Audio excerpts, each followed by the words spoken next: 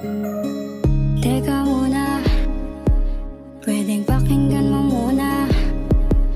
Huwag mo muna ako nasabayan, kasi lalo lang lalabo ang paliwanagan. Paano ba sisimulan kung matatapos na? Masisisi mo ba kung napapagod na? Kahit na mahal kita, hindi sapat na dahilan na manatili pa sa tabi mo. Kaya ko namang